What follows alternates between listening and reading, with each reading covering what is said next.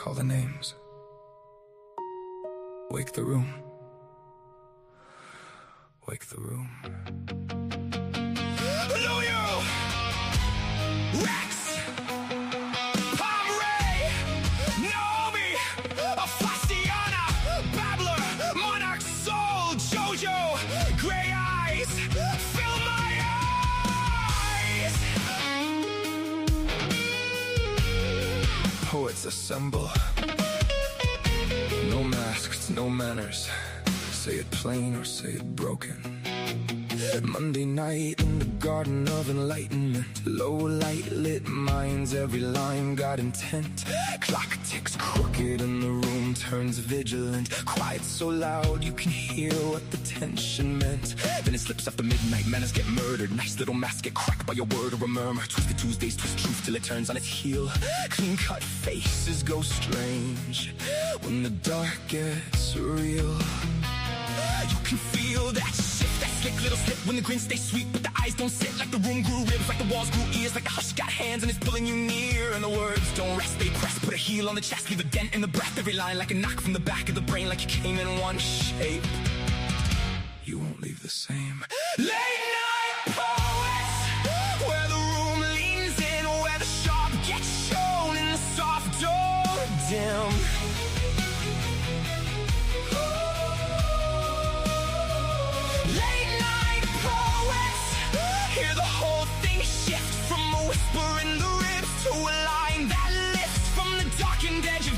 To the pull you can't ignore. We don't just read the night, we make it something more.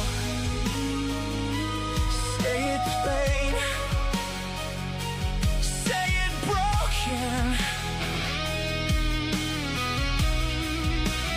Late night poets. Wednesday breaks parts and apart, sink down the spine. Half halo, half hazard, both hands in the light. Then the art of seduction walks off through the smoke. Silk on the tongue with the blade in the joke books and bards. Wakes dust in the depth of the shelves. Old ghosts lean out and start naming themselves. And our craft and selling art. The ache gets a voice, pain stands up straight and makes silence a choice. Then break on through when the dead boogies way. When the masses sink but the pulses pray. Echoes in the dark go hunting in the fear. That thing with no name starts ringing in your ear. Say it.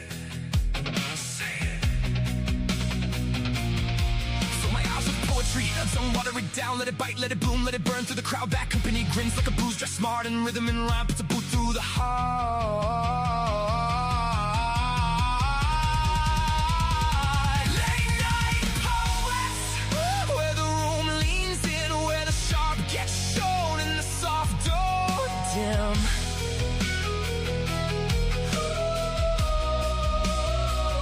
Late night poets, hear the whole thing shift. From a whisper in the ribs to a line that lifts. From the darkened edge of doubt to the pull you can't ignore. We don't just read the night, we make it something more.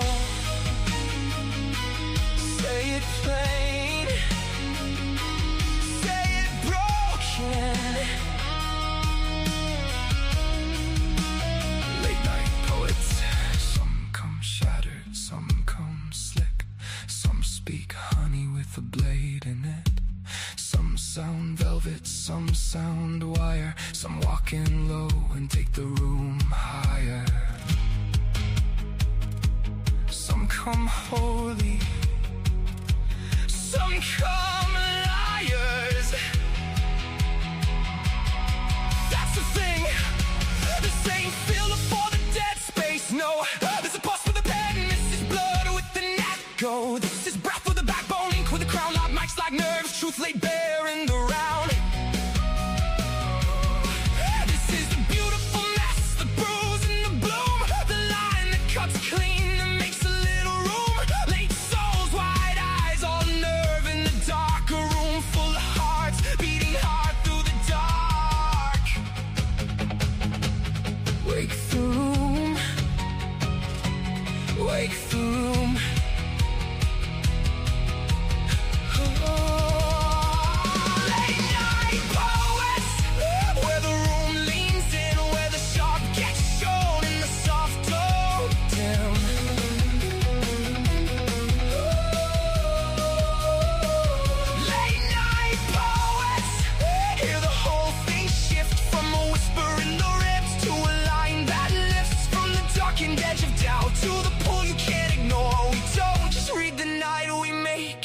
something more.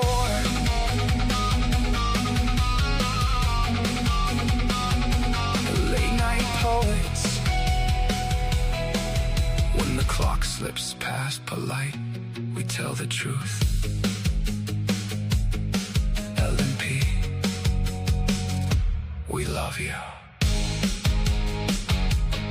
Stay frosty. Hello. Good and evil are not black and white. We all have a mix of naughty and nice. Poetry allows us to explore our dark sides and shine past to the light. Write with the demon and angel on your shoulder. This show is for sinners, saints, and everyone in between. We are part sinner, part saint on Late Night Poets, and we are a group on allpoetry.com. You don't have to be in the group to participate, but it's more fun if you are, because you can talk to us in the chat, you can read the poems as we do, and of course, you can check out our contest to join in our future shows. I'm Aphasiana, and Babbler is away for the whole summer. We are going to miss her, but we do instead have Robbie. Hi, Robbie. Hello. How's it going? Well, I'm apparently very easily hurt, and I went for a massage yesterday, and I can like barely move today. It's like I usually love massages, and she wasn't being overly rough. I mean, like there were parts that hurt because I needed it, but oh my god, I could not get up this morning. I'm laughing because I so relate to this. I got therapeutic massage, so it is a little rougher. Like they address your problem points in that. Oh yeah, that's all I ever get is the RMT. And that's the thing is like I have my legs done over, and especially like with my epilepsy, I think sometimes at night my legs stiffen up a bit. Same. And me being I don't believe in astrology, but I am a stubborn Taurus to a T. And me being the stubborn Taurus mother effer that I am, she was working on my legs a couple of weeks ago, and she's then like really grinding, like, it says, "Do you want me to stop, or do you want me to stop?" And I go, "Keep going." Through like gritted teeth. I mentioned that story here to somebody, I think, but I don't think to you. But yeah, it was just hilarious to me that I'm being so stubborn, but I know that's like no pain, no gain, right?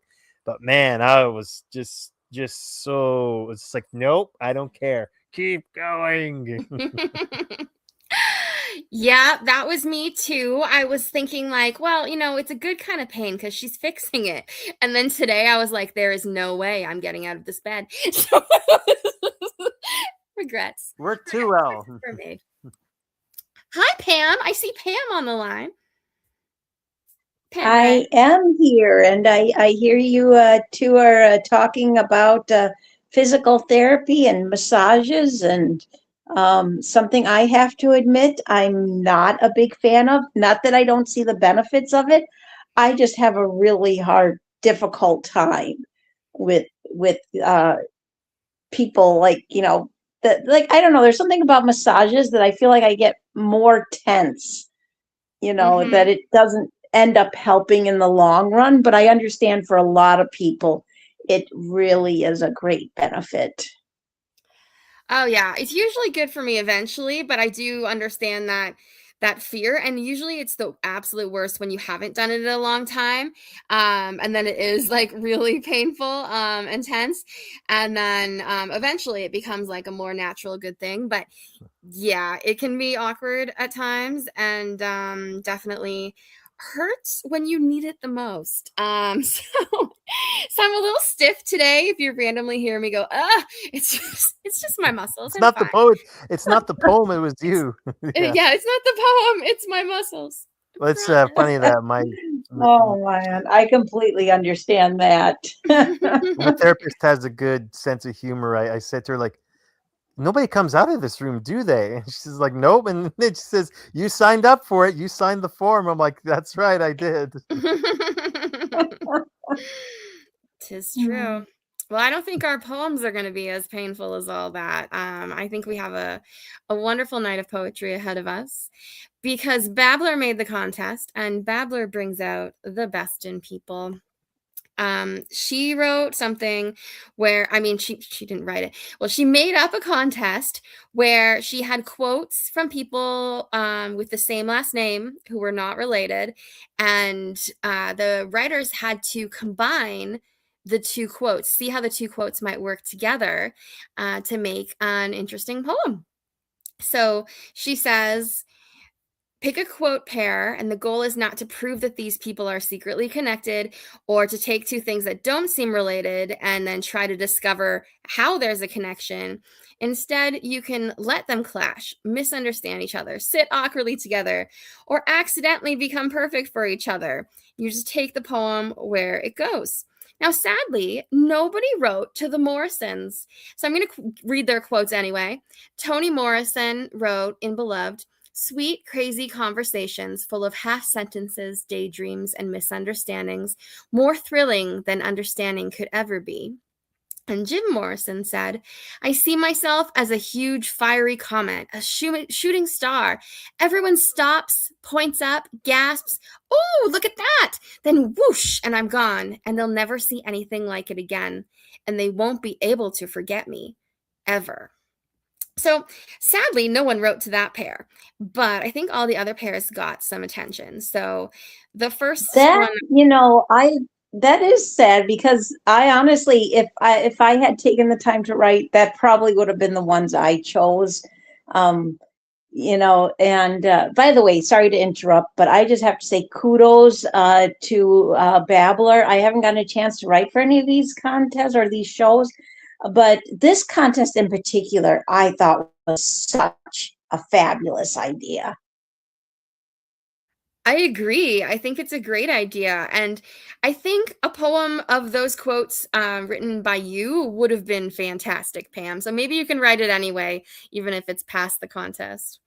There you go. There you go. I will definitely give that the old college try. Yeah. I'll read it later. Send me the link. The next one that thankfully we did have a right for was the Baldwins. So James Baldwin said, all art is a kind of confession, more or less oblique. All artists, if they are to survive, are forced at last to tell the whole story, to vomit the anguish up.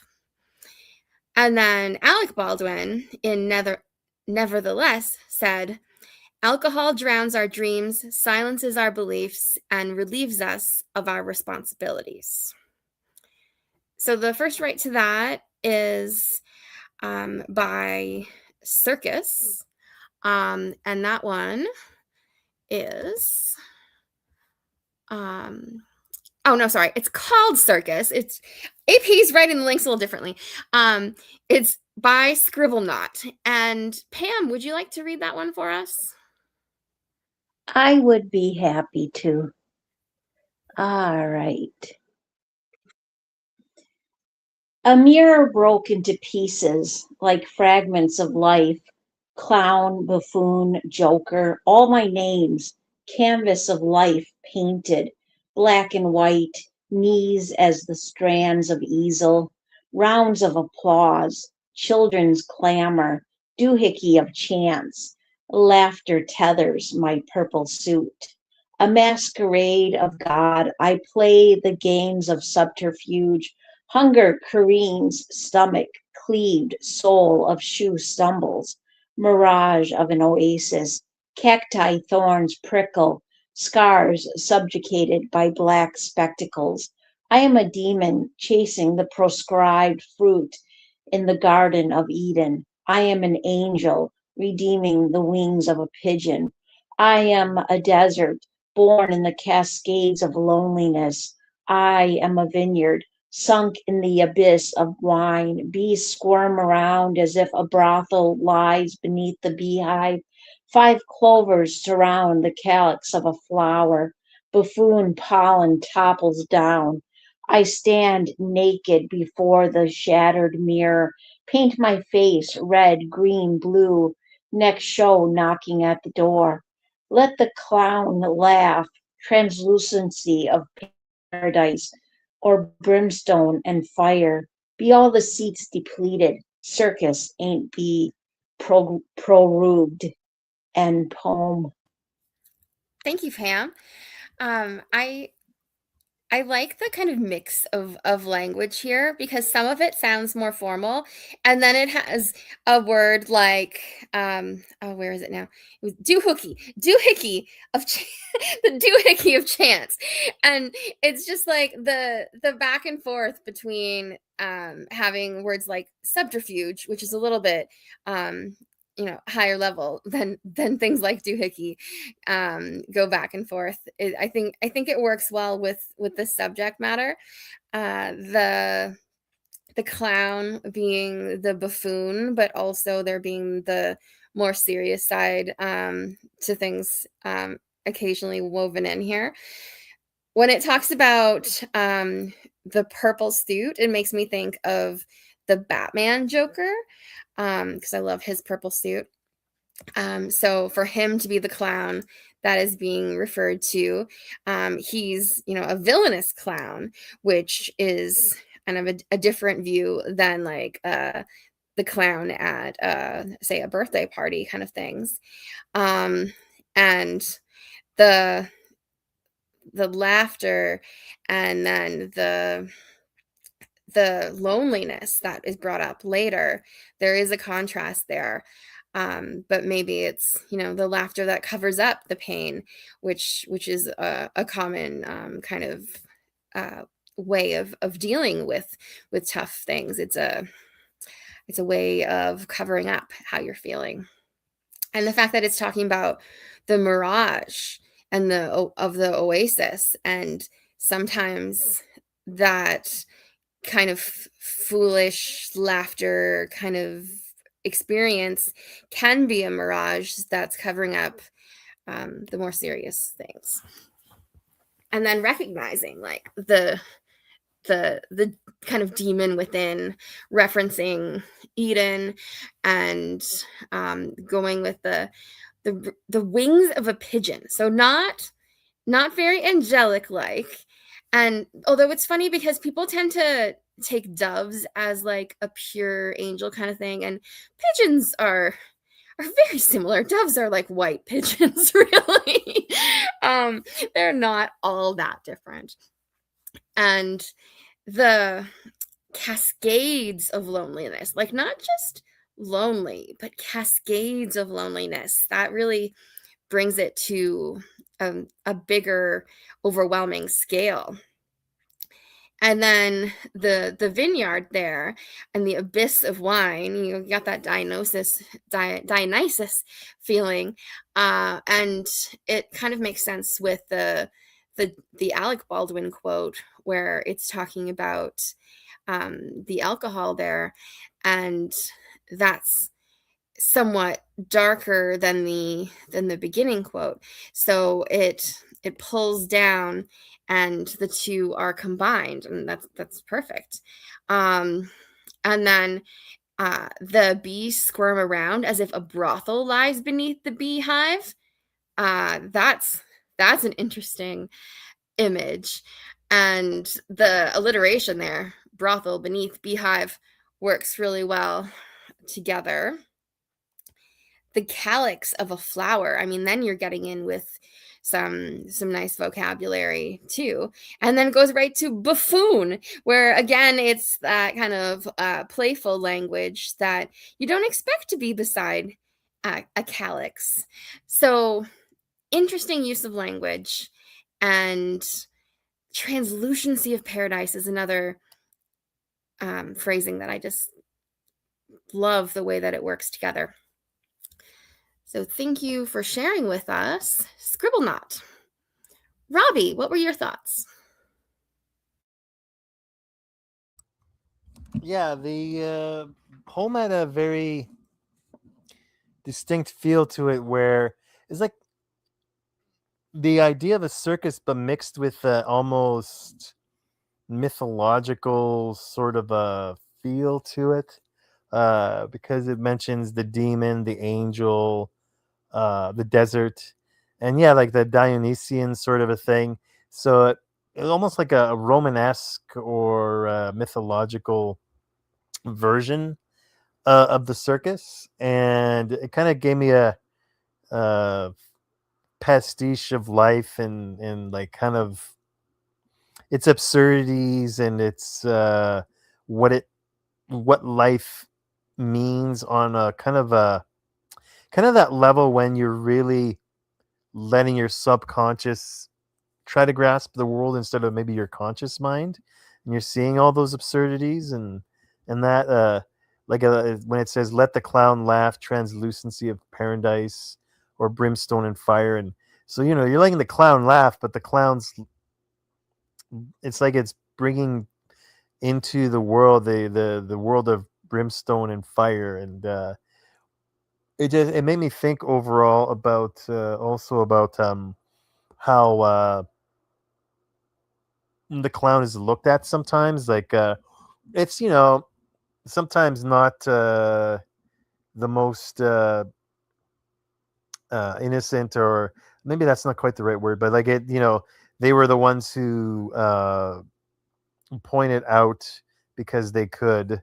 They didn't have the consequences. They were able to, like, they were allowed to, like the what the king was doing that maybe wasn't so wise, and that. And yeah, it definitely had that more old world perhaps view of a clown, and what they mean, and like the absurdities that they point out in both life and other people.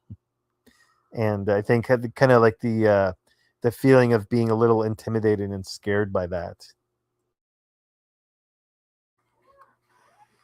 Yeah, that makes sense. Pam, what did you think?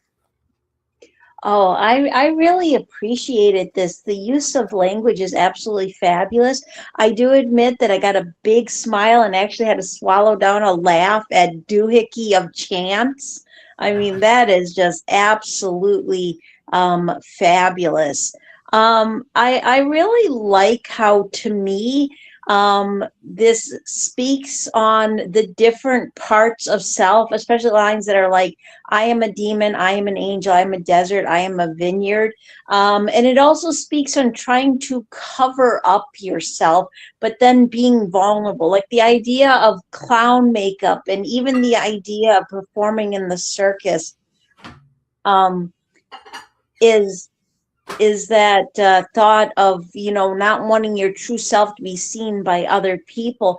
But then there's that sense of vulnerability in that second to last stanza.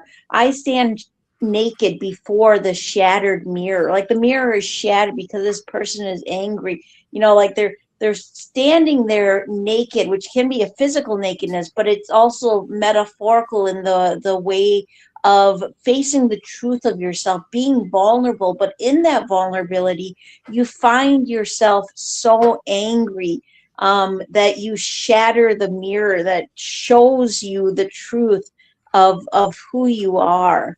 I thought this had strong lines throughout, really thought provoking, and it was intriguing how it went back and forth. It added this layer of insanity that worked to go back and forth between almost whimsy in some of its word choices to dark and haunting, and the idea of almost like a spiritual battle within one person. So excellent write by Scribblenaught, and very well done.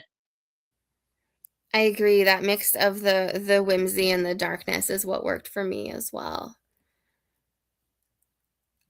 Our next batch of quotes were by Octavia E. Butler, who said, "There is nothing new under the sun, but there are new suns." And Judith Butler, in Gender Trouble, Feminism, and the Subversion of Identity, that said, "Laughter emerges in the realization that all along the original was derived." And that is The response was by Moss and Memory, and it's called New Dawn of Old Dust.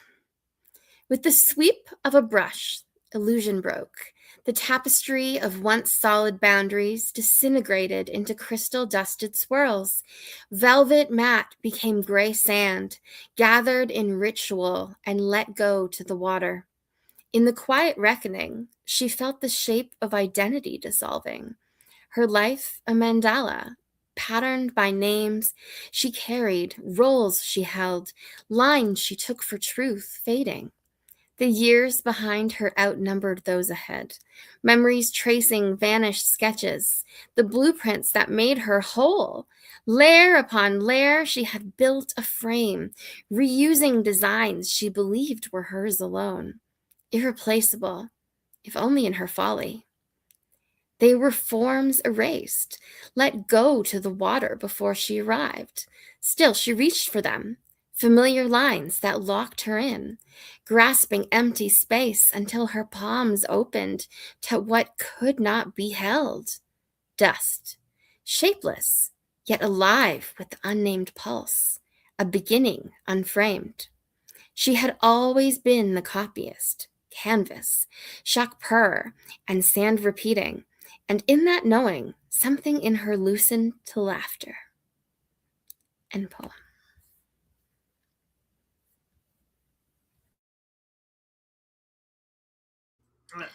Sorry about that. I'm just going back here. Yeah, the very much well, I look at the title New Dawn of Old Dust, and this very much had a life feel to it. The passage of life and how it affects, like it says at the end, she had always been the copyist, canvas, chalk per, and it kind of gives me the impression that she feels like she's always been perhaps the observer, you know, and being the canvas is like other people are putting their impressions upon you, so it feels more more passive at the end here.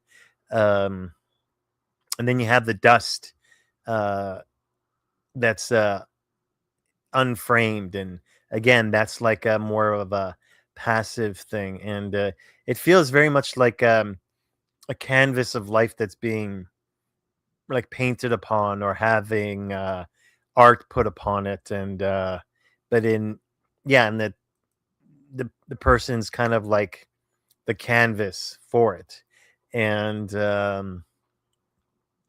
it's intriguing how, like it says here, the years behind her outnumbered those ahead, and I've heard talked about how um, because of, I think it might be actually a specific name for it, like the phenomena of why time speeds up when you get older, I think it is, and you know how it's because of the time that you had behind you relative to what you have ahead of you, and how that not messes with your mind, but how that affects your perception of time in your mind.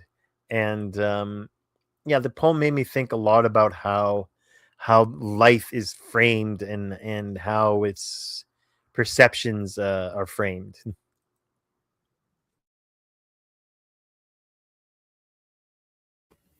I like anything that makes us think about how things work, and really that making us think is the most important part of this for me. Poems should make you feel, and they should make you think, and this, I think, managed to do both, which shows the talent of Moss and Memory, that's the username of the poet.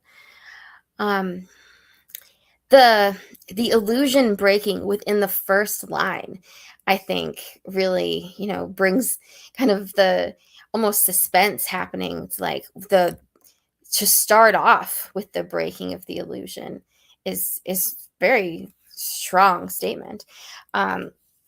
Then to have boundaries disintegrated, like not just broken or pushed past, but the crystal dusted swirls. Like there's a very visual kind of feel to this. Okay, visual feel.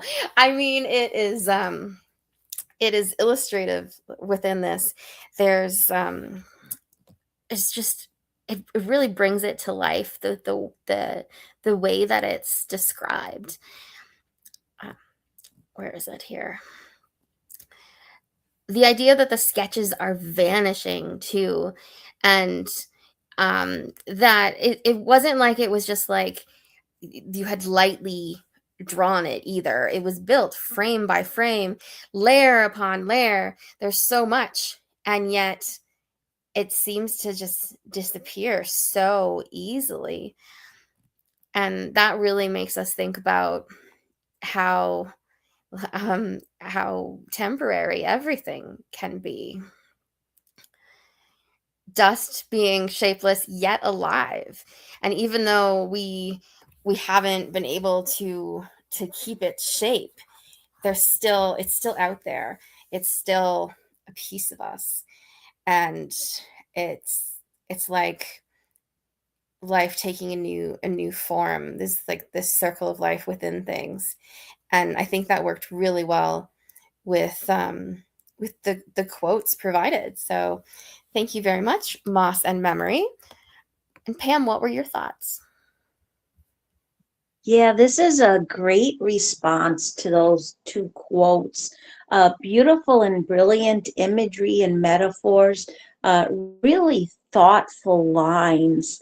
I like how, to me, part of what this speaks on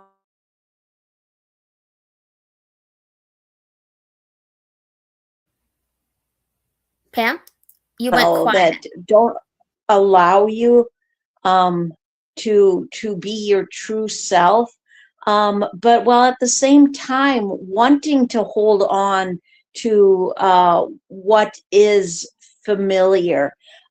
This definitely does have that feel, of one who and it's not even a feel, like she directly says it, the years behind her outnumber those ahead. Like, this is someone who is beyond the halfway point of life. This is someone who has to face the reality of that death will come sooner than later. And that reality makes you start thinking about how you lived your life. Like, did you live your life for other people, or did you live your life for yourself? And I thought there were great lines throughout, but I did especially like the second and third stanza. So absolutely an amazing write by Moss and Memory, and very well done.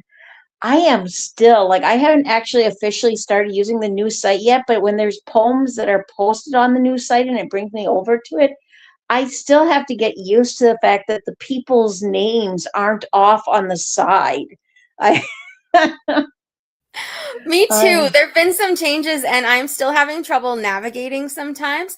I could not find how to get to Babbler's contest. I'm going to her page, and usually it says contest at the top, and I'm like, oh no, how do I get to Babbler's contest? Oh my goodness. Yeah, that's what I usually do too. Yeah, there's going to be, like I said, I'm not officially there yet, but I know eventually I'll have to be, and it is some crazy stuff for sure. But it changes in the middle of the show. Like, it's I was opening a poem in another tab, and all of a sudden it says you have to log in. I'm like, oh no, and it switched to the new format, and so like you're right in the middle of it's not like it's at the end of a show. You're right in the middle of the show, and all of a sudden everything's changed.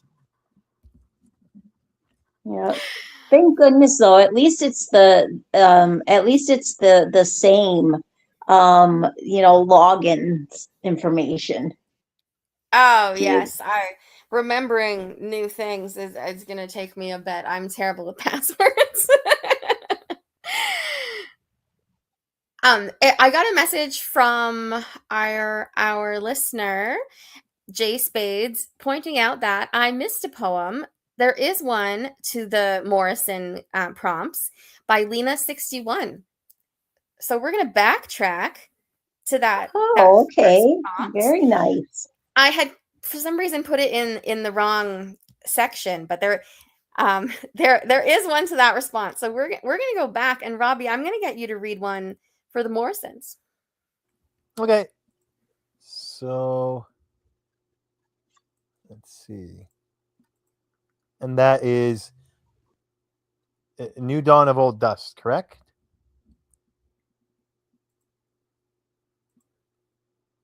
Nope, The No. Burn That Returns. Hold on a sec.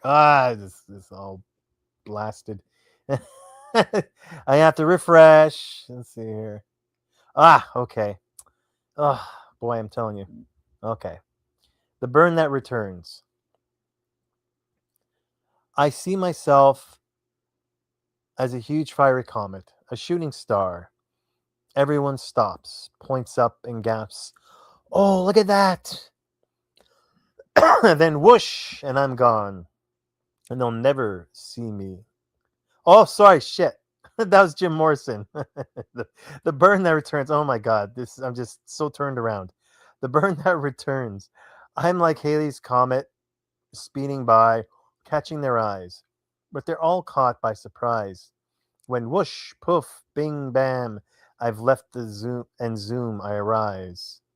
Powdered dreams or powdered skies, half sunken in, flutter fleeting, but heart beating, still easy on the eyes. They trace the outline after I fly, but can't define the lines. Just seeing echoes of my root and ties reside to read my timeline by.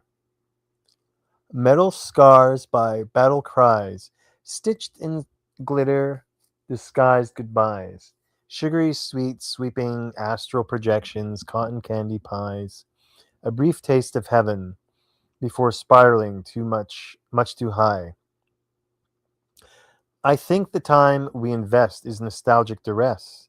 Pieces floating in the mist, but inside the fog we can get lost. Insight's intuition. Tight compassion, fire moving through my chest. And that's a problem. And there's a cost. No forward motion, just seasons moving through autumn, sun, the rain, and frost. I know it throws you quite off track. My wind, my motion, my ghost comes back intact. But I'm the water, I'm the daughter, I'm the cycle. I return. I'm always coming back. End poem. Sorry for all the mix up. It's just, everything's just topsy turvy. I mean, the quote was the prompt. The Jim Morrison thing you said was part of the prompt, so it wasn't out of nowhere. Mhm. I really enjoyed this, and I think they did a really cool job of using the other poet in with it seems like the beginning at least is more focused on Jim Morrison, but there's the I've left and zoom I rise, and Toni Morrison is kind of famous for saying and still I rise. Or is it but still I rise? The I rise is definitely a Toni Morrison reference, even though it's not within the specific quote by Toni Morrison that we have listed in the prompt. So I felt like that I rise was a callback to her other work. And to use Halley's comment, I think works really well because that's like within our lifetime. It was a generational thing that we experienced, or at least I did, and I imagine that it would be within all of our experiences. And the kind of contrast within this part, half sunken in, fluttery feeling, like flutter feeling, flutter fleeting, which I'm saying wrong in many ways. Flutter makes me feel like flying, like it's up high, and then sunken in is the opposite of that. So to be sunken in and flutter fleeting is a really interesting contrast. And to have they trace the outline after I fly, but can't define the lines. I love that. It's you're people are trying to kind of capture you, even capture the experience of you, and you can't be defined. It's you can't be caged into a definition, into a box, and put you there, because you go beyond classification. And I really like that, because I feel like Jim Morrison would like to say that he, wasn't locked into a specific genre. He wasn't stuck within a certain type of music that he wanted to go beyond, and not be able to be so easily defined. So I thought that was really cool to put that in there like that. And the way that it's said is beautiful. Also, it makes me think of how, chalk outlines when you die, and they're trying to like show your form, but he's talking about like they won't, like, nothing will ever be like him again, even after he's gone. So you won't be able to trace his chalk outline. He will go beyond that, and not have the mortality of being defined after his death.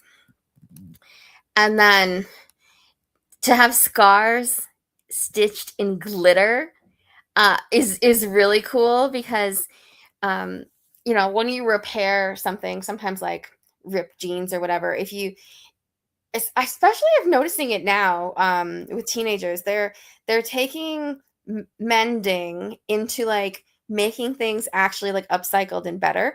It's become a thing again where vintage stuff and thrifting is cool, probably because nobody can afford anything new, and they are not just having the old stuff.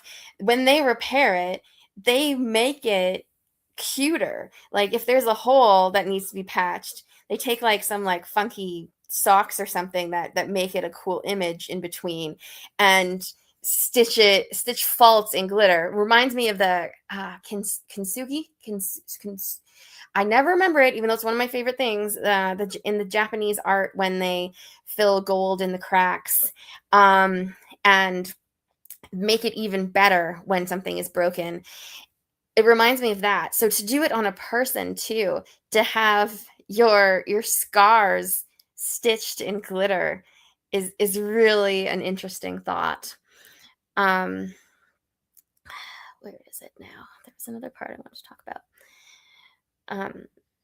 There's motion. My ghost comes back intact, but I'm in the water. I'm the daughter. I'm the cycle. I return. I'm always coming back. I like the idea of being like within the water cycle, because that is something that just goes through over and over and over again. And it has an impact on so many people. We depend on the rain. We need water in like every aspect of our life. So to have someone like come back as water, it makes them essential to everyone. I think that's really interesting. Pam, what did you think? Oh, I thought this was just absolutely an amazing write by Lena 61. Great take on the chosen prompts. I could definitely see the Morrison-esque inspiration from Jim, and a wonderful rhyme and flow, amazing imagery and metaphors. In part, this speaks to me on inner strength and also not getting caught up in the past.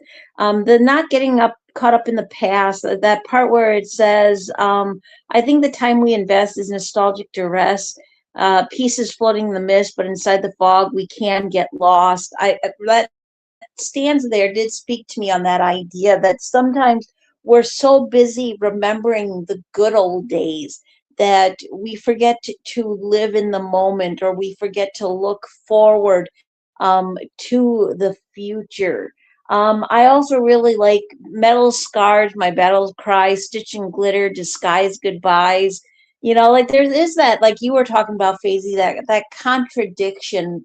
This is a person who is both strong, but they have this certain joy to them. Like they fought battles, but in those battles that they fought, not only have they found strength, but they found a sense of happiness within themselves. I think that same power comes through in the end stanza also. I'm the cycle, I return, I'm always coming back. And the end stanza feels like personification of something. Like I can't quite explain it. Like it feels like it also talks about a person, but it feels like there's this concept, especially with my wind, my motion, my ghost. It feels like there's this concept that time or another element will always be bringing itself back, and that we will have to face that eventually. So excellent, right, by Lena, and very well done. The way it's framed with Morrison, and then the comet and the cycle of that, I enjoy, because like Morrison was very much, the rise of star rising, ascending in that. And I like when people have that kind of a vibe, and you're speaking on that in life. And it starts off with what sounds like an affirmation. I am like Halley's comet, speeding by, catching their eyes. And for me, being the astronomy lover that I am, I love the cycles of life, and of success and failure and all that being framed in like a cyclical return of a comet.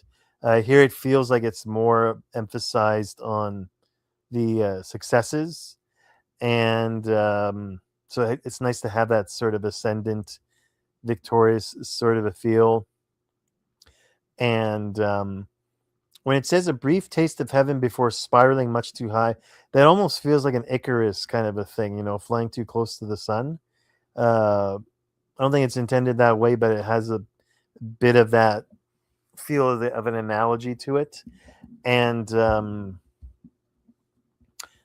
when it says, I think the time we invest is nostalgic duress, that's kind of an existential angst there, feels like, because it's saying that the time we invest, it's almost like, I don't think it would quite say that we don't have a meaning to it, but the fact that it's nostalgic, we're looking back at it, and we're looking back in duress.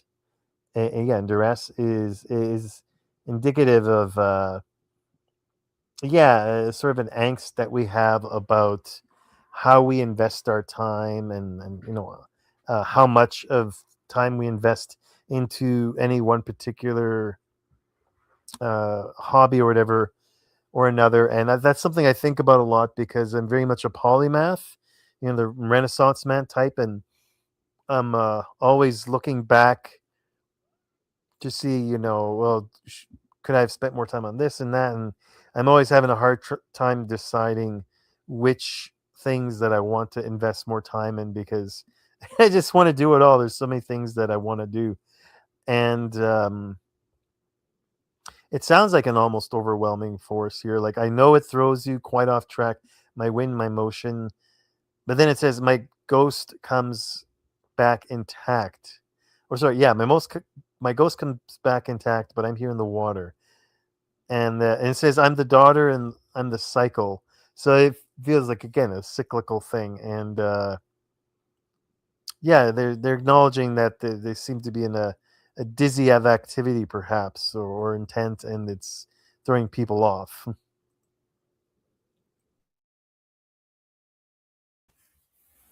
Yeah, it can, maybe they feel like they're maybe too much for people, and that's not necessarily the case. They just feel like, as they're an overwhelming force to themselves, maybe they are to others.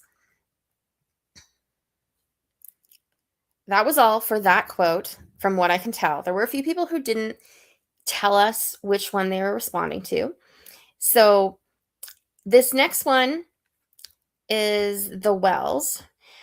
One had better die fighting against injustice than to die like a dog or a rat in a trap, which was Ida B. Wells Barnett. And if we don't end war, war will end us, H.G. Wells. So he didn't actually say that this was what he was writing for, but I thought that could work with this one that's coming up that I will read. So this one is called Coconut Water from a Pristine, Untainted Beach, and it's by Poetry and Percussion. Art as expression beyond bleeding, to surgical bone marrow transplant, as observers and readers feast on the fat. And then a quest for purity. Why dilute natural spring water with alcohol? I would rather drink of oxygen power and let my own chemistry explode than create a concoction to conceal. To fight AI, all I need instead, it's just to say hi. Human intelligence, get it? Let's all say hi instead of AI. Okay, back to poetry. How frightening is the truth that I hide from it? Is poetry just not a cry for help, whether or not I or the reader sympathizes? Is music not the purity of self harmoniously floating, hoping for the ones who dance? Is every color on every canvas not just a shade of blood red?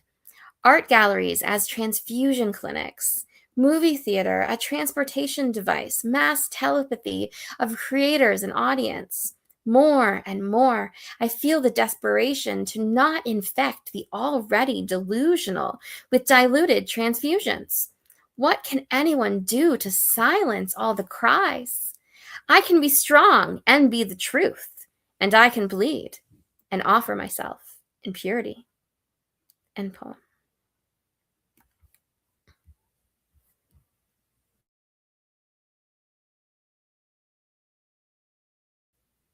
Robbie, do you want to jump in?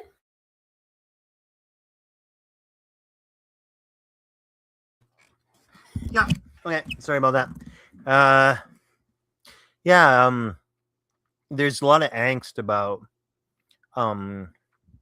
like what.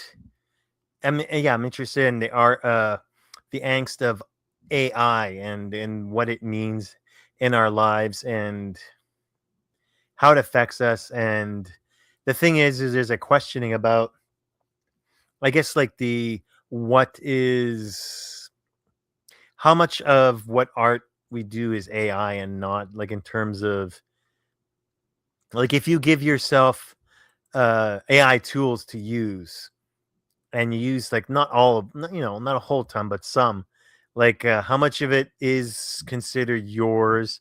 How much of it is AI? I remember my brother questioning himself about how much of his work was actually his when he used to do, like, the spiral kind of things on DeviantArt, and you'd have, like, this software, and you'd put in the parameters, but then it would go from there. And, like, he put in the parameters, but even, like, with the parameters, he couldn't really say what they would do. But then you can manipulate them and kind of steer yourself towards where you want to go. And so I think that kind of art is a good example of what Dan's kind of ruminating over here. Um, and where the things stand, and, like, what bridges over from, like, your creativity to what just is AI. And there's an angst in terms of, I think, uh perhaps him speaking on this and how it affects others. More and more, I feel the desperation to not infect the already delusional with diluted transfusions. So it's almost like he's a little cautious or afraid of what his ruminations are, like, how they'll affect other people if he kind of, like, speaks upon them. And I like the idea, though, that he says that he can bleed and offer himself in purity. And it's like, he feels he has a pure intent for all of his meanderings and his wanderings and just wondering, kind of thinking out loud what it's all about. And I think this definitely has a feel of thinking out loud in terms of his philosophizing.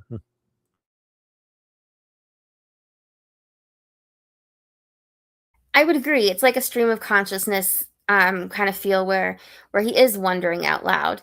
And I feel like this could work with several of the prompts, so I'm really unsure where to put it. Um, I felt like it works with a lot of things because it is something where it can be contemplated in relation to a lot of different things. And I liked the way he kind of put the medical aspects into it and think of it as something where the marrow transplant, it's like, are you putting a piece of yourself into things? Are you putting a piece of something that's not yourself into you? And it is like you can I like one of my books of poetry is called Bleeding Ombre Ink, and it's about like bleeding ink and being in the fact that it's, my emotions become the ink on the page, which, I mean, it's a little bit strange to say since I generally don't write on the page. I type, but still, I guess you could, the ink gets printed. And this quest for purity when we can't really be pure in our writing completely because we have been taking in things of other people's work. We read, we watch, we do all these things, and so we're influenced by all of the media around us, including some that are probably produced with AI at different levels.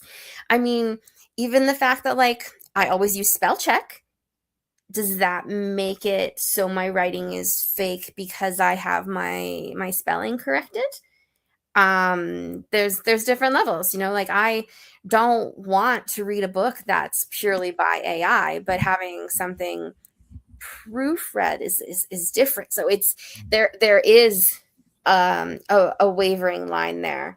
And then the alcohol part made me wonder if it was related to the Baldwin quote, why dilute natural spring water with alcohol? And it's true, spring water is healthier for us. It often tastes better if it's not flavored alcohol. And yet we do add alcohol to things. And then there's the question of oxygen and power. And that makes me think about how the AI plants are destructive to water. And how that's been one of the major debates about it is, are we damaging nature to have this technology when we would be better off having the water itself?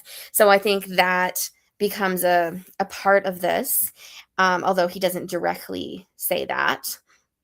And then his use of high with AI is kind of cute, but it also has that thing of, like, not only human intelligence being important, but high as in a communicational thing, because technology in many ways is said to have taken us away from interacting with other people.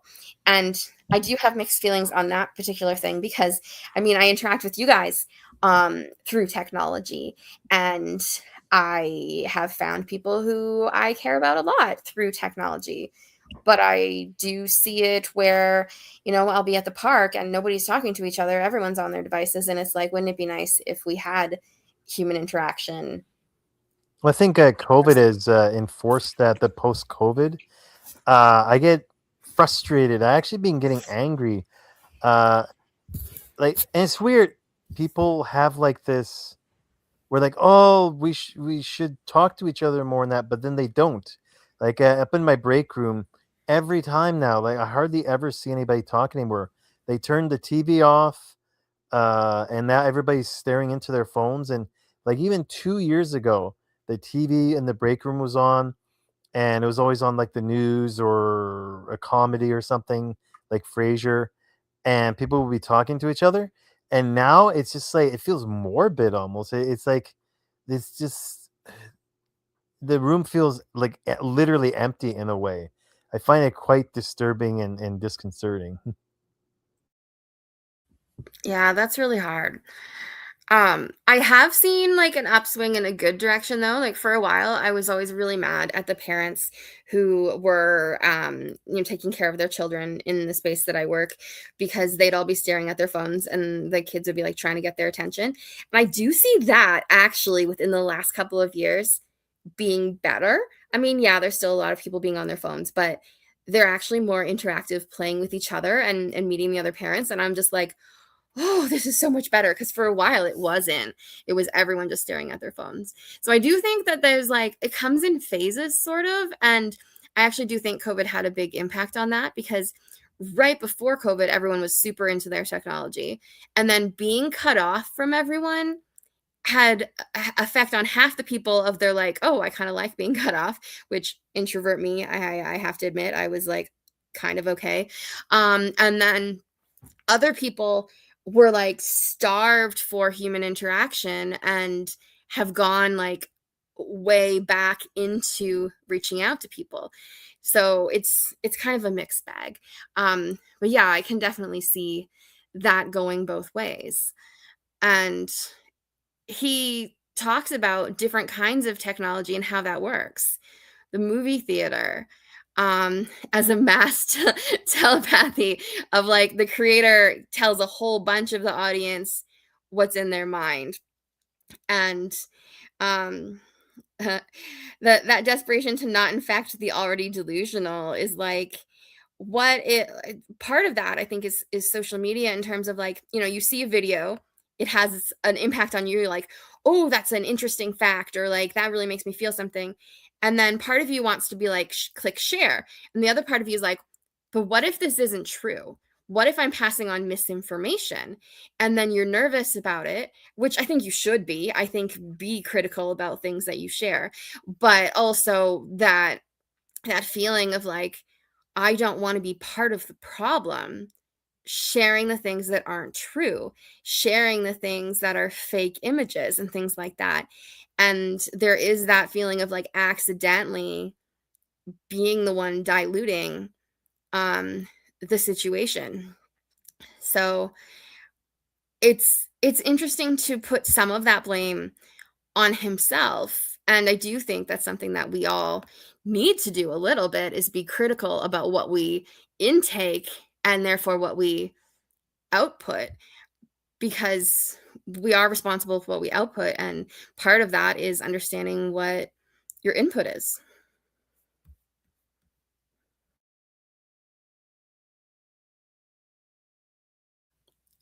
Pam, I don't think you've got to comment yet. What's your... Nope, not yet. Yeah, I don't know. For some reason, I tend to, especially late at night, I don't know what it is with the internet connection, but sometimes I'll have these spaces where I don't hear anybody. So like if you ever call on me and I don't respond, just continue on and then check back with me. But as always, this is just such a great write by poetry and percussion.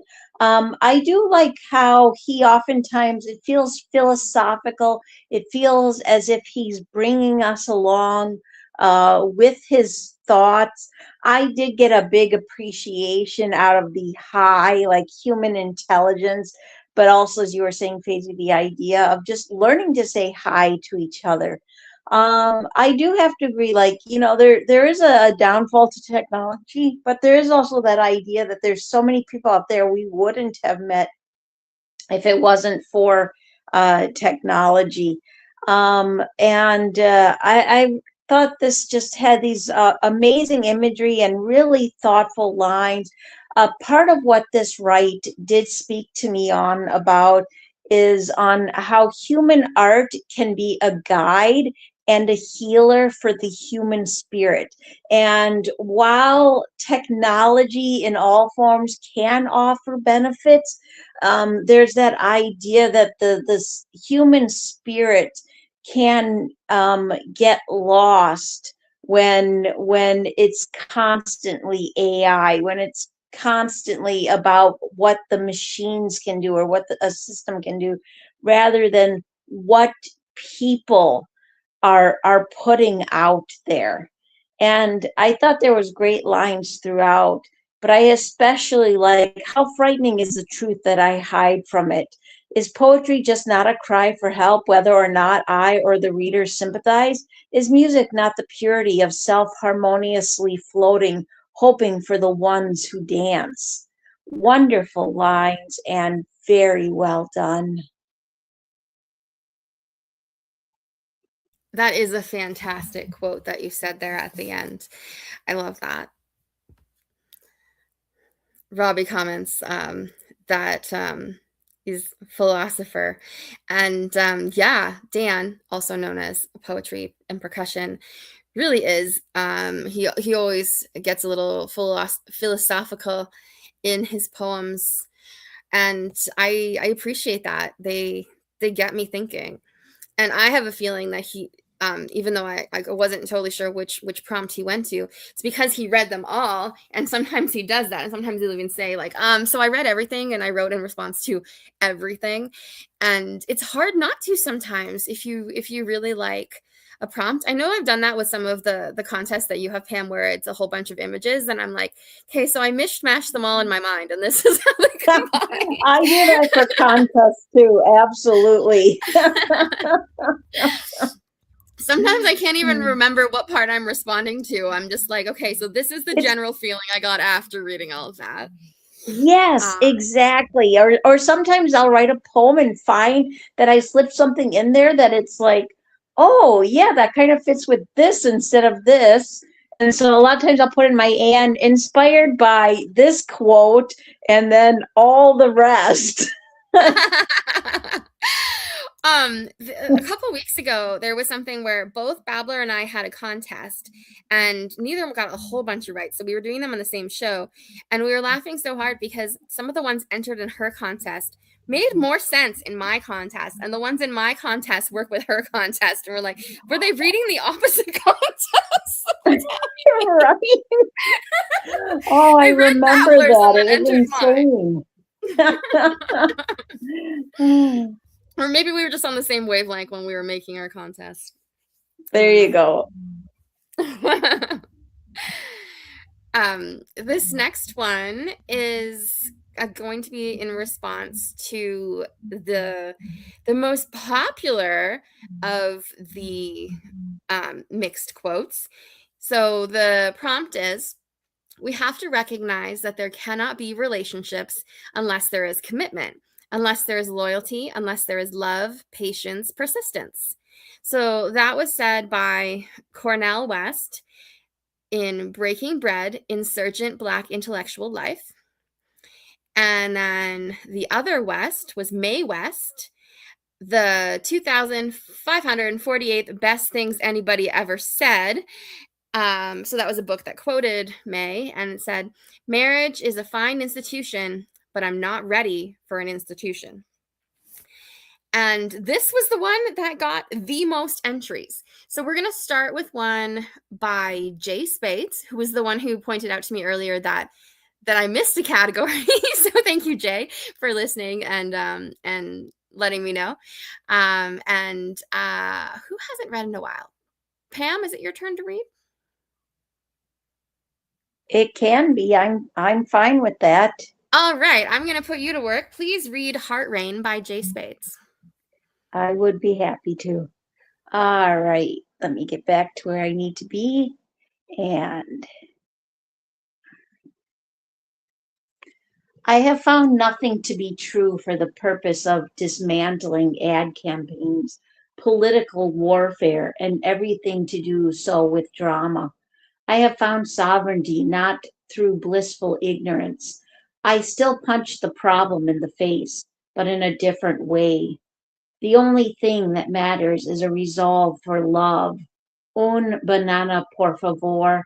Look out, world. Look out, family who get embarrassed around me. Today I shave all of my body hair at the lesbian shrine. My eyebrows will not be missed, and I just do not care about all your hateful paranoia. Today I shall smell like girly flowers and start practicing my Princess Jasmine voice. Today the razor shaves me pink. Operation Solace. Oh, kill me, sweet marriage, bury me so. I found the one, believe me, I knew. Now I wear her wedding ring on the promised finger, and nobody shall have me, and dare it seems, not even her. But alas, she's mine in heaven for the taking. Oh, sweet black heart, to see you have returned. Oh, end poem. Thank you, Pam. Um, I really like that second section where it's that defiantness against people who misunderstand or are afraid of what they don't understand, and like not feeling embarrassed about yourself and your life just because other people might be embarrassed of you, and that maybe they should be embarrassed by the way that they treat you. The recognizing that the pieces of yourself that you're choosing not to use, for example, the eyebrows, are not necessarily going to be missed. And this kind of just going against the hatefulness, I like that. And this gives me kind of a vibe of possible talking about being trans, in the fact that shaving off the body hair and then smelling like girly flowers. And I shall smell like girly flowers and start practicing my Princess Jasmine voice. So Jasmine is a flower name in addition to being the princess in the story of Aladdin. And changing to a more feminine voice and the feminine smell, and just, being angry at the people who are not okay with that. And then the razor shaves me pink. I really liked that because, I mean, when you get like razor burn, it turns you pink, but also razor turning you into pink being the stereotypical feminine color, choosing the pink over the blue. This razor is shaving you into being in the pink category. I thought that was a clever way of saying that, because it's shaving you pink, and then also pink razors tend to be marketed to women primarily. But that line I thought was really clever, the way that it was done. And in the beginning, just the blissful ignorance of trying to not know too much about what's going on in the world, because it can be very depressing. I mean, my mother was telling me that she was like, yesterday she was having a really hard time mentally, and a lot because of like all of the terrible things that are happening in the world in general. And she was just like, I can't turn on the TV, it's all too awful. And I was like, I know, it's really, really hard to watch the news. Then I was trying to cheer her up because I'm like absolutely loving Mandami. And I'm like, if you need some positive news, look up the mayor of New York. I always smile. And so I was trying to do that just because it's always something like, and then we saved this and we did that. It was just happiness. So I'm like, okay, let's try not to have all the death and destruction all at once. Sometimes you gotta be, unfortunately, blissful ignorance is the thing, because I don't want to be ignorant, but I am more blissful when I'm ignorant. So it's definitely hard. And by punching the problem in the face. So this sounds a lot like my boyfriend's mentality of like being so angry and just wanting to like punch all of the people on the news. And then the dismantling the ad campaigns.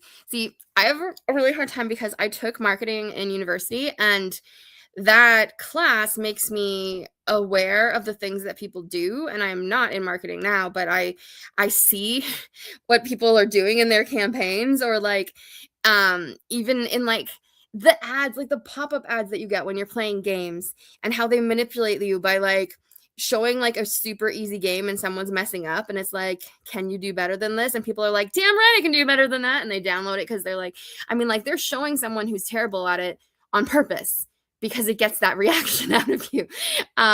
People are looking for that kind of like frustration thing, and people are trying to make ads not seem like ads sometimes. And guerrilla marketing is like the most popular thing of like when you have influencers and stuff like that. Even before the time of influencers, there were influencers. They just like gave free stuff to people who they thought were like the popular kid in school. Here's this outfit. Here's whatever. Drink a Coke in class. And literally that was like what people did. They made the people who were influencers into influencers, and now they just have a digital platform for it. So knowing things about marketing makes it so hard, but like to see all of that drama now from the other perspective, this just reminds me of that like frustration that I'm having. I'm like, that's fake, that's fake, that's fake everywhere I go, because I'm like, I was taught to do that like 20 years ago, so it was a different format, but still. And then the end too works with the quotes. So awesome, Jay Spades. I really enjoyed this. And Robbie, what did you think?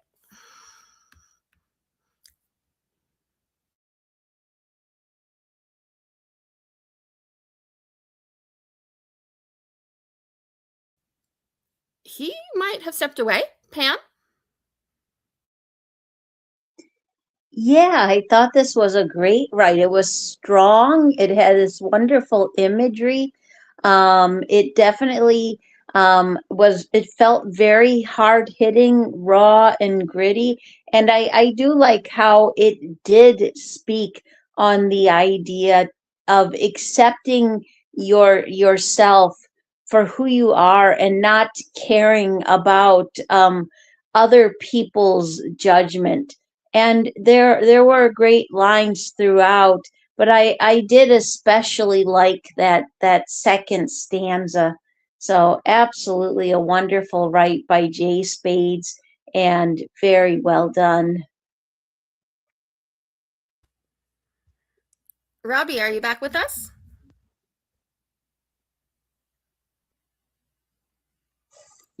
Maybe he fell asleep on top of his microphone. He might have. He was saying that he's pretty tired. Okay, so let's look at what the next one is.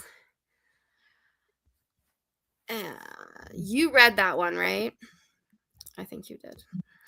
Yes. Okay. I am at that point of the night where I don't remember either. But usually if you're the last one to comment, it means you read it. That's generally how I remember things. Yes, exactly. Same here. Same here. And even sometimes my brain just goes, even that, I'll be like, I'm not sure. I mean, it's true with a lot of things. But I will say that's when I remember reading, because the line, un banana, por favor, really stood out to me.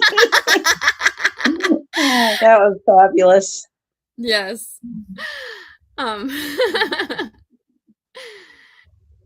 That is great. Okay, here we are. So I have one now by I'm a Rima, and it's called Commitment. Marriage as an institution is requiring commitment. The wife so often yells at me, gee whiz, I feel confined in doing life. First falling in, then out of love. Now for the wife, I feel just hate and getting so sick and tired of this marriage that's doomed to ill fate. The wife refuses to divorce me, I'm getting all the more mentally unstable, of course. I'm going crazy to my core.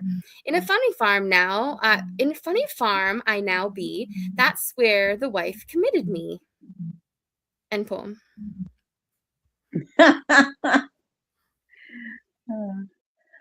Great. Did you want me to comment, Faisy? Yes, please. All right.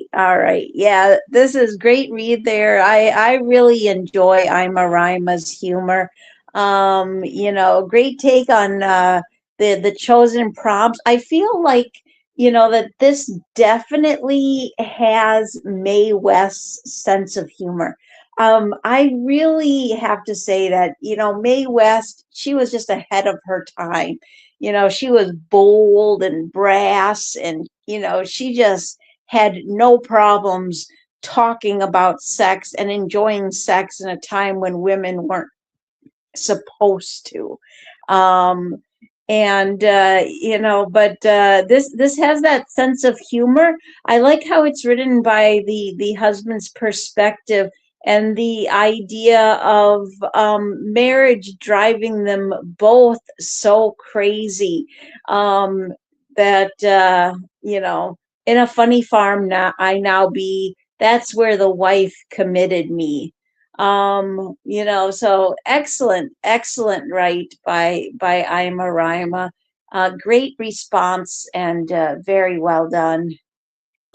I definitely messed up that line because it wasn't like just the language in the order that I was waiting for in my mind.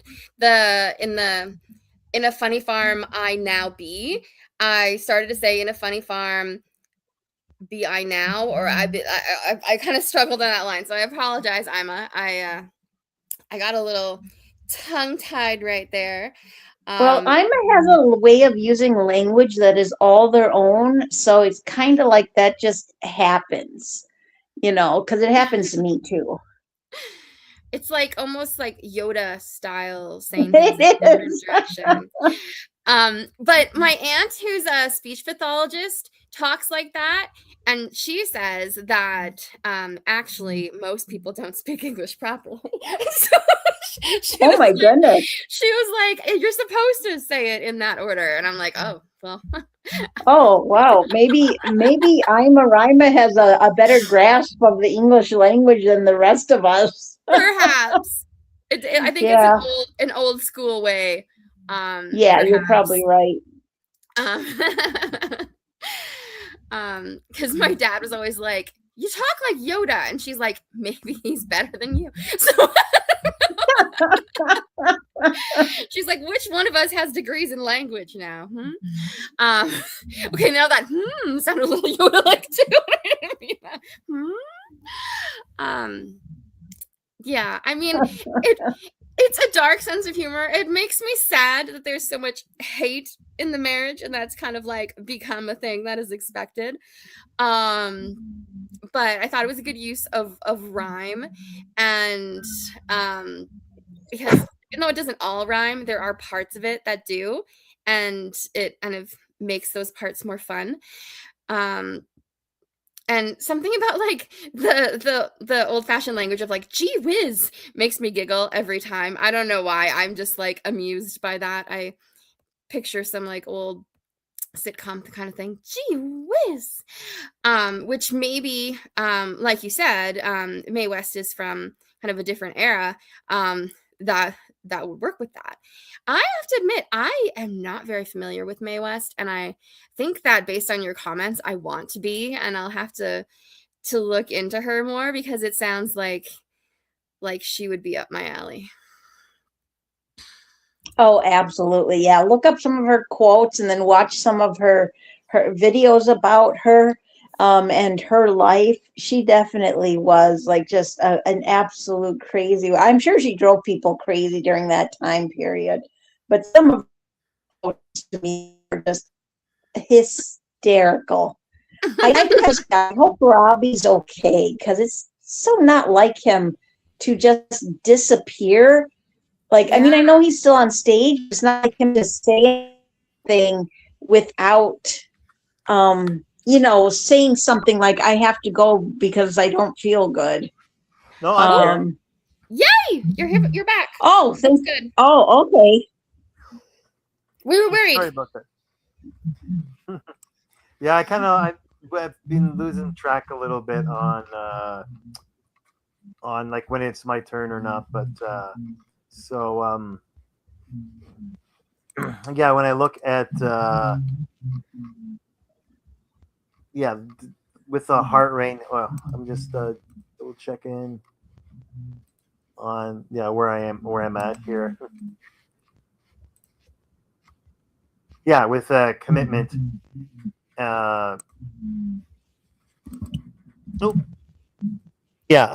Marriage as an institution requiring commitment, and I think I've been thinking a lot about how the with marriage, just the way different people look at it differently, and especially as an institution, because like some people I think see it very like romantic, others see it more a little bit more pragmatic, and here the wife so often yells at me, gee whiz, I feel so confined and doing life.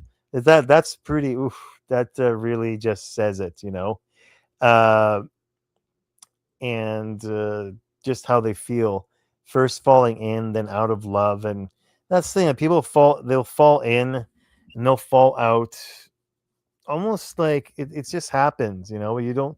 I think sometimes you kind of feel it or kind of see it coming, but other times you don't, and oof, and then it's just rougher and rougher. Now for the wife, I feel just hate, and it's amazing to me how in life someone that you were like so committed to, in that you just it's just changed so much. And I think like the love goes back into the energy of it goes back to hate or indifference. You just you're just that same intensity of energy goes to the opposite feeling. I would really rather someone just leave than feel that way about me. Like, Oh yeah. like just go if you're gonna be that way. Sorry, I interrupted you.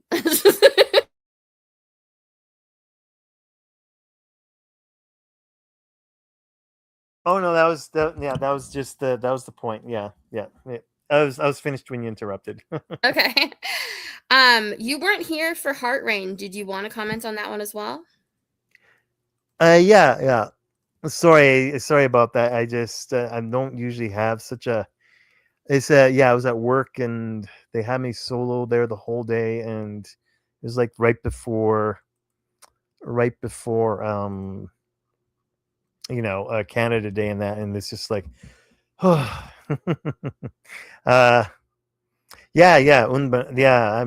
I'm looking back and I remember this, Un Banana and Operational Solace. They have the idea of like found sovereignty not through blissful ignorance. Uh we when we have blissful ignorance like that, sometimes it's like something we take on voluntarily, other times it isn't. But the fact that yeah, he hasn't found sovereignty through blissful ignorance. It indicates to me something of where they're at, and it's interesting how he splits it up. Un banana, por favor, operationale solis, and they're very unique phrases there. I wonder where he got them from. And in the last one, he got a kill me sweet marriage, bury me so. I found the one, believe me, I knew. And there's kind of like a introspection there of where they're at in terms of who they found and who they haven't maybe found. And just the fact that they wear their, oh yeah, that's what caught me before. I wear her wedding ring on the promise finger and nobody shall have me. Oof, that just how do I say it? Then now wear her wedding ring on the promise finger and nobody shall have me. And dare it seems not even her. That's the, oh yes, that's what it was. Dare not seems even her. That's such a like a contradiction there that you're wearing this promissory thing that was given to you by them, and yet um you're not even promised to them. Like what happens in a marriage? What happens in a relationship when that promissory object is something that excludes you from the person that you were promised to yourself, you know? I kind of wondered if like the poet would promise to that person, but that person won't have them. Like dare not even be together with you. But I really don't know. So it's an interesting thought.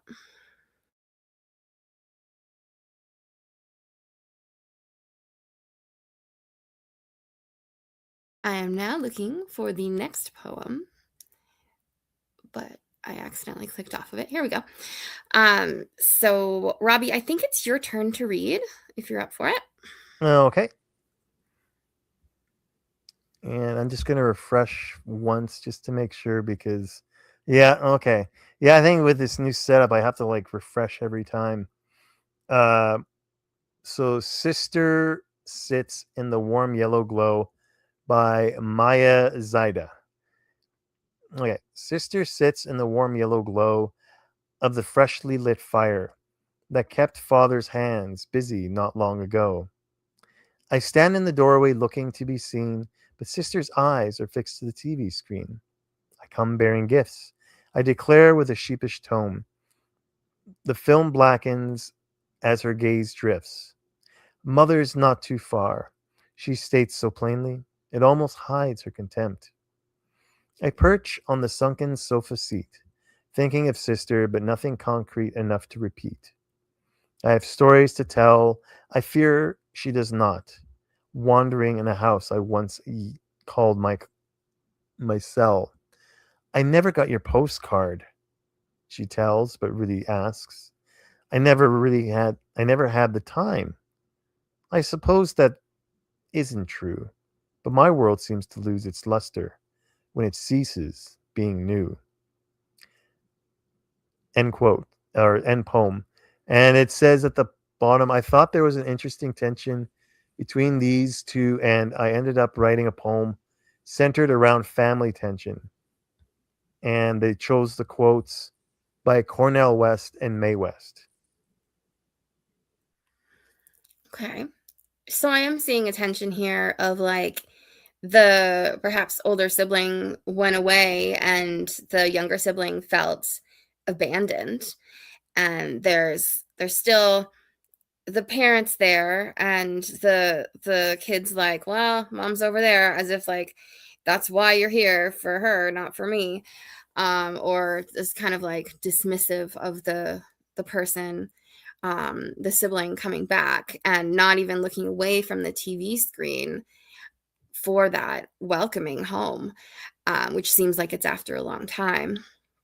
Doesn't even go look at the gifts, which generally a much younger child would kind of jump for. And the states so plainly it almost hides her contempt. That almost is key.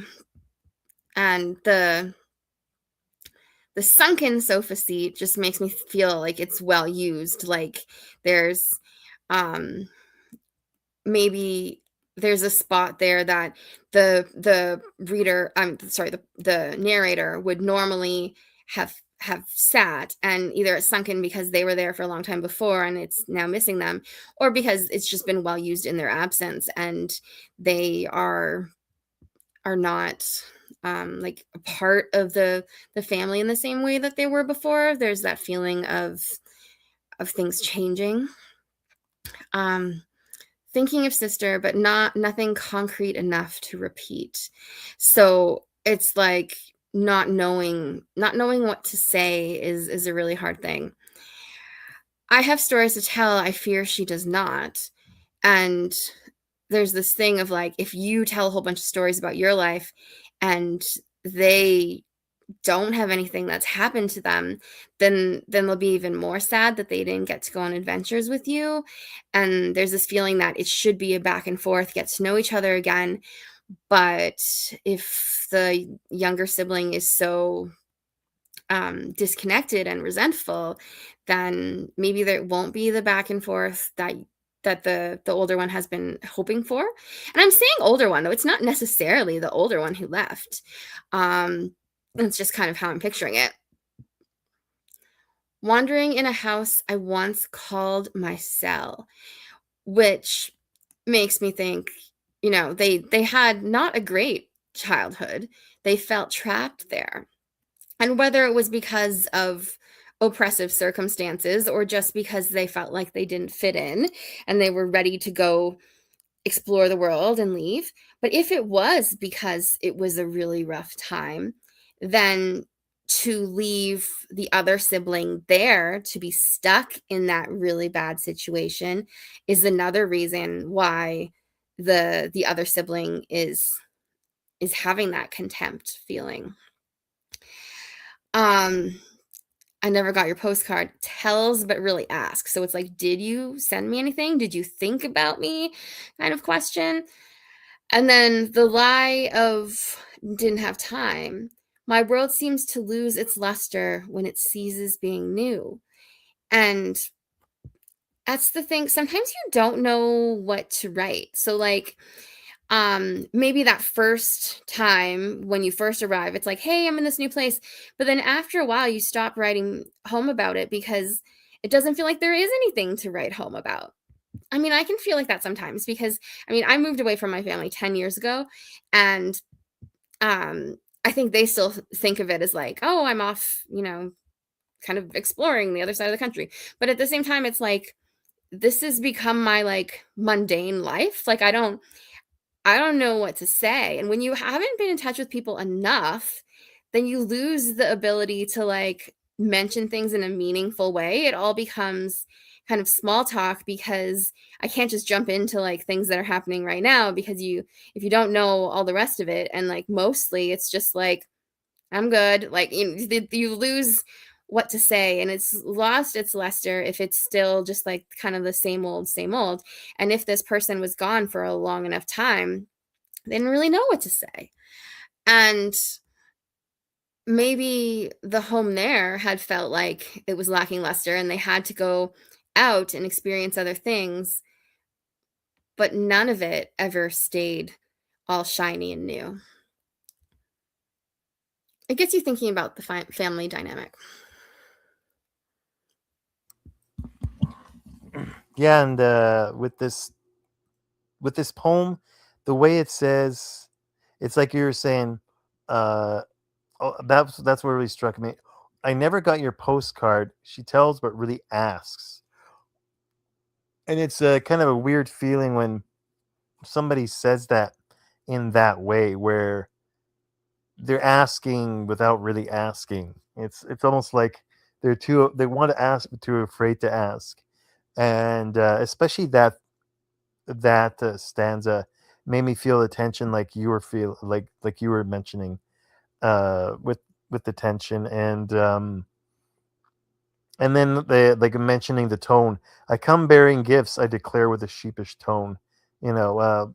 Especially something like a phrase like "I come bearing gifts." That's it's you think of "I come bearing gifts," or something like that. But to declare that with a sheepish tone is really scathing and indicting. And I noticed that there's a lot of that here, where something is said in a way that's the opposite of what is usually said, or it's said in a passive aggressive way, like I never got your postcard, but she really asks.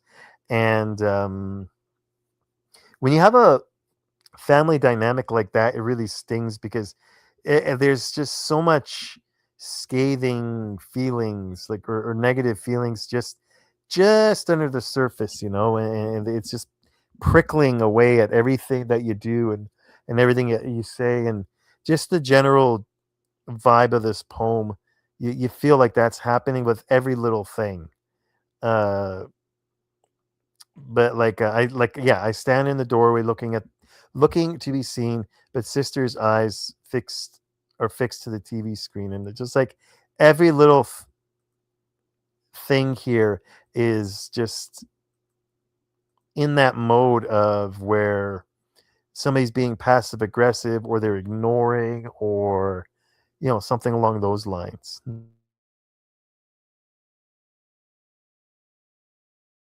Yeah, it's like there's a lot of things unsaid that are definitely negative vibes. Pam, what were your thoughts? Yeah, this is definitely a strong emotive right. You can feel the tension in it. It does feel to me like the idea of two sisters growing up in circumstances that were perhaps not ideal or even abusive, and the idea of one escaping, and the how they find themselves unable to communicate, or feeling as if um they have nothing to say to each other.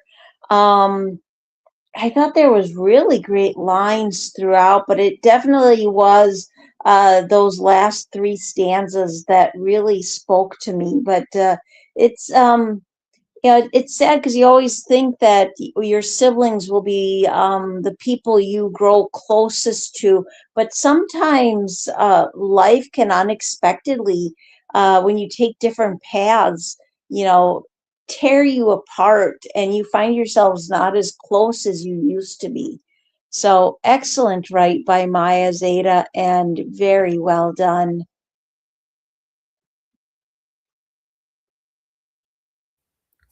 Our next poem to the same prompt is coming up next. It is called Mary by Casmia. There's some weird bubbly noises going on.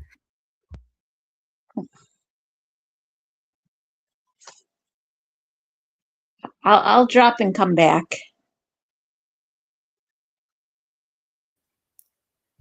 Thanks, Pam. I just realized I was muted when I was talking, so that'll be part of it. Mary by Casamia. Blessed by name, we belong to him, in sorrow and in hope. You carried him before the world understood. What had been promised was born through you. And all I had was a moment of truth when he called our name. I followed him, despite what they thought of me. You wrapped him in cloth, laid him in a manger, while heaven's angels sang. I wandered through tears, hearing whispers, there is no place here for her kind. No one was there the night he found me.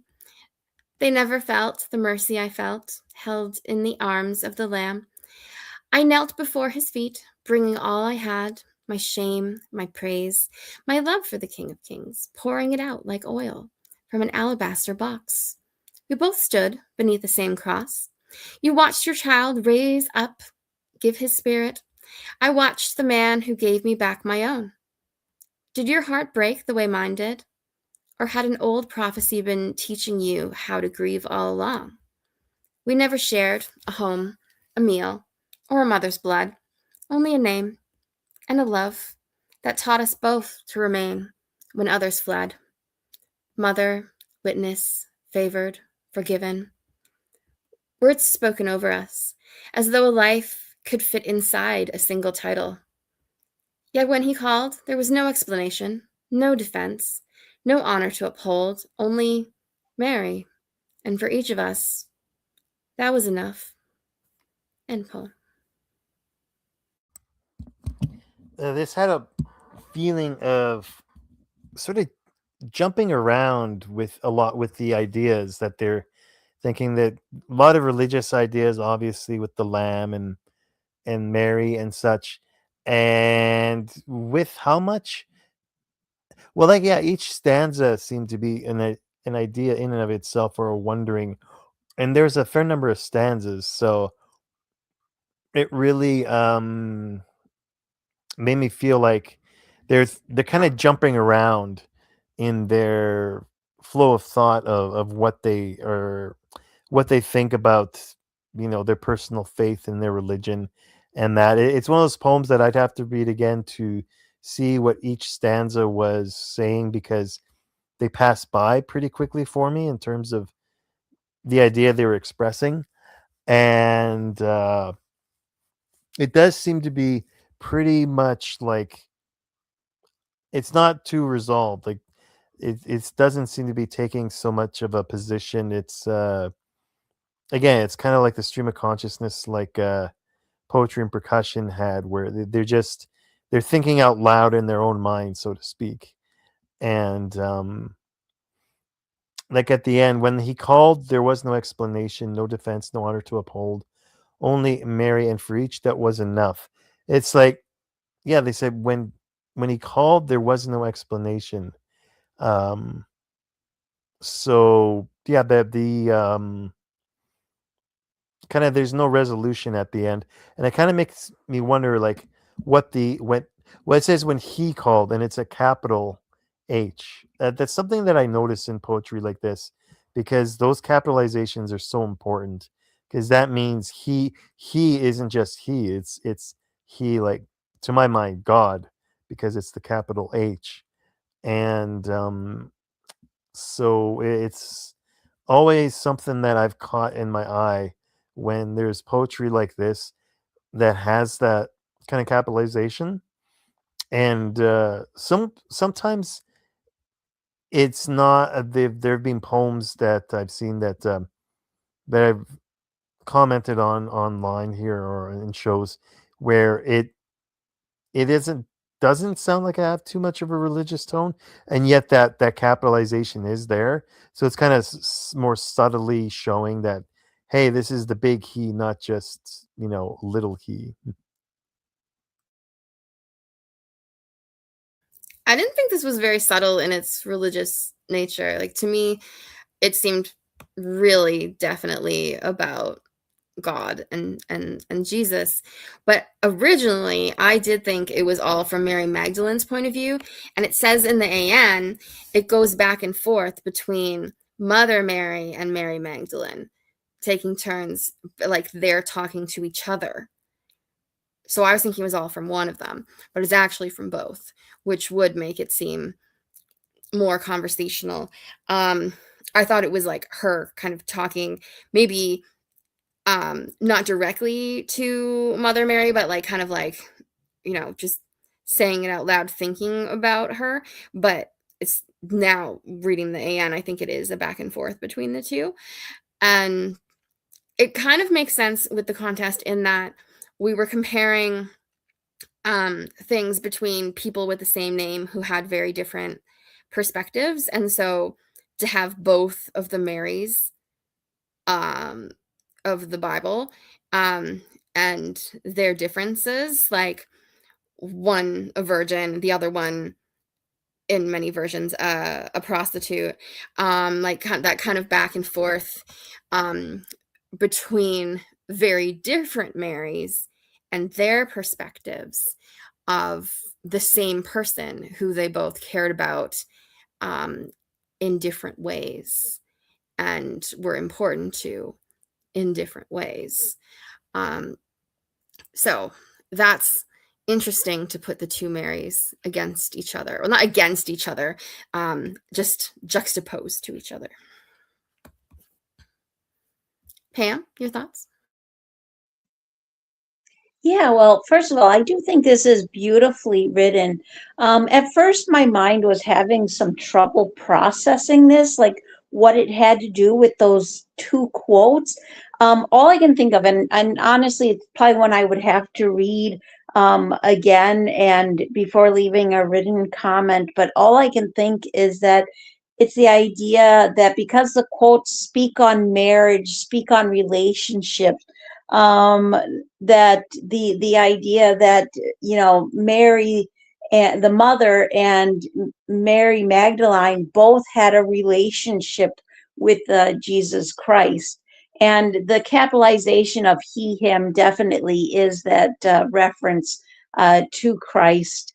This is beautifully written. It's a wonderful spiritual write. I really enjoy and appreciate the idea of, those two very important women in the, um, in the life of Christ, having a conversation about their relationship with them. I think it's just a little bit different of an angle um, to connecting. You know what I mean? Like, how somebody kind of connects with a prompt, but yet their thinking goes a little different direction than yours does. So you have to process it. That's what I feel like with this right. But wonderfully written. And I did especially like, we both stood beneath the same cross. You watched the child you raised give up his spirit. I watched the man who gave me back my own. Wonderful lines, and very well done. This next poem that we're about to read is really cool because it goes in both directions. So, Pam, I'm going to get you to read it. And when you get to the bottom, read bottom up. All right. And which poem is that? Oh, I'm sorry, I didn't press post. It is The Institution of Marriage by S.E. DeHaven. All right. Let me just go ahead and post the link in YouTube. And then I will go ahead and happily give that a read. All right. Getting back to where I need to be.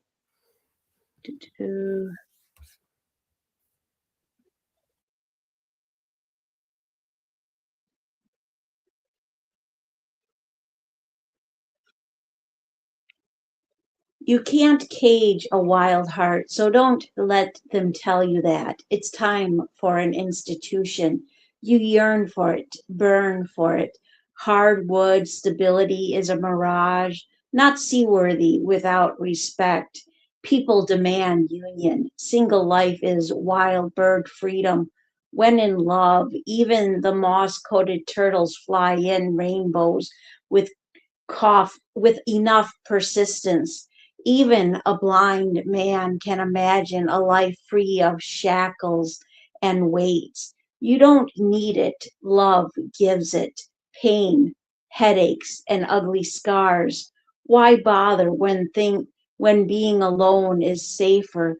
Don't deny the truth. You know that loyalty feels like a steel-toothed trap. You'll bleed for it. Staying single cuts that out. Don't let anyone tell you you're lonely. You're ready to try this fine institution. You long for it. Just get married. Lock yourself in. Just get married. Lock yourself in this fine institution. You long for it. You're lonely. You're ready to try that out. Don't let anyone tell you you'll bleed for it, staying single cuts like a steel tooth trap. You know that loyalty feels safer. Don't deny the truth. Why bother when being alone is pain, headaches, and ugly scars?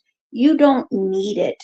Love gives us a life free of shackles and weights. Even a blind man can imagine rainbows with enough persistence. Even the moss coated turtles fly in wild bird freedom. When in love, people demand union. Single life is not seaworthy without respect. Hardwood stability is a mirage.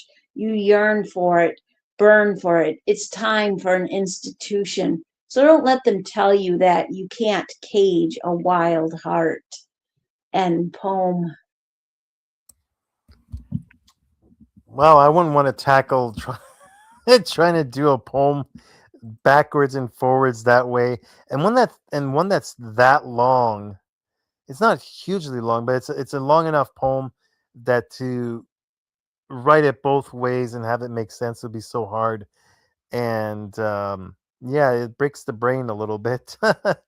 um, it's interesting here how it feels like there's a tension for the institution of marriage where they seem to be making the case for and against it. But there's a kind of like there's this almost an oxymoron or something going on where it seems like they overall like they are going for the marriage of institution, but not at the same time. Especially when it says things like, "So don't let them tell you you can't cage a wild heart."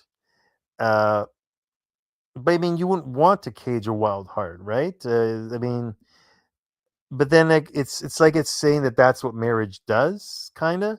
It's a intensely paradoxical poem to me that way, where it's saying like it's saying that marriage is something you should go for as an institution, but it does these things that lock people in and such, and so there's really back and forth going on there for me for the poem, and I admire the writer for being able to write it in and have it make sense both ways, and it's as long as a poem as it is. Yeah, I definitely admire being able to do it in both directions. I did a contest once where that was the contest. You had to do it in both directions. And it was, people said it was one of the most challenging things that they've had to write because it is really hard for it to make sense in a good way in both ways. And I think this truly succeeded in making it work. And not only, it doesn't just say the same thing both directions. When you read it downward, it sounds anti-marriage, and when you read it upwards, it sounds pro-marriage. And that is like exactly what poems like this are supposed to do. It's like it gives you the reverse perspective on it when you read in different directions. That's real challenge to do, and it like without having to change any of the words with it just it works so beautifully. The line breaks are at exactly the right spots. And that's the key in something like this, getting the line breaks so the sentences can work in both directions. And it wasn't just like all kind of like loosey-goosey, here's a concept in a couple of words on this line, and then it works both ways. It actually is very structured in the way that it does it and works so smoothly. I love it, and I definitely respect the effort going into making it work both ways. But even if it only went one way, I think this is a very strong poem. Both directions make it work extremely well, and it uses good vocabulary. Um, it flows, and making something flow when you're trying to do the two directions is nearly impossible. I am extremely impressed by this. I have just added it to the finalists because my goodness, love it. And Pam, what are your thoughts about it? Oh, this is very well done. I have tried to do these kind of poems before, and while I've finished them, I don't feel like they were anywhere near as good as this is. And you're right, a lot of it does depend on the line breaks. And I do like how this is one poem that argues 2 points. Those are for marriage, that see it as a beloved institution, and those who feel like it's a trap that people don't need to be in. To have the two different perspectives in one poem is absolutely amazing. This is thoughtful lines, great imagery, and clever wordplay all the way through, and definitely kudos to SED Haven for doing this, for writing this amazing poem. So very well done. Indeed. I'm very impressed. Oh, thank you both, Robbie and Pam. Oh my goodness, 129. Sorry, I just realized time flies when you're having fun. We had the perfect timing. So there's two more poems that will be carried over, and then there are several more contests that Babbler left us in her absence. So we'll most likely do one of those that doesn't have a lot of entries and something by me that's coming soon.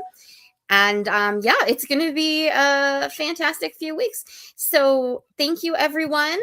And Robbie, happy Canada Day. Pam, happy whatever Americans call their 4th of July thing. 4th of July, yeah. Because I think before I see you both, there will be celebrations on both sides. Good night, everyone. Good night.